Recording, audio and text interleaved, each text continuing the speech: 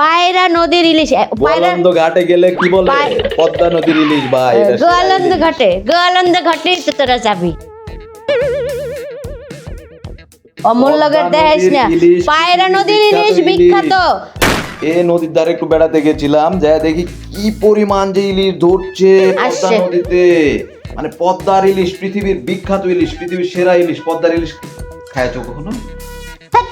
পদ্মার ইলিশ আপনি শোনো, সুন্দর ইলিশ, সবচেয়ে বিখ্যাত ইলিশ বাংলাদেশের বরিশালে। বরিশালে ইলিশ হয় নাকি?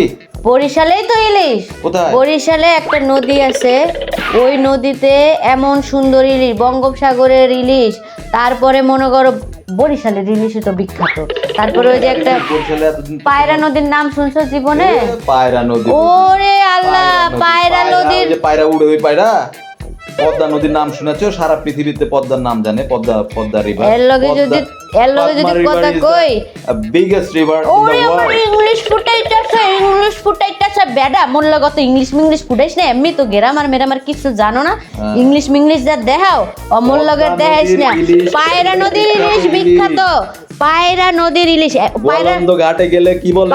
পদ্মা নদীর ইলিশ ভাই। গোয়ালন্দ ঘাটে তো তোরা যাবি।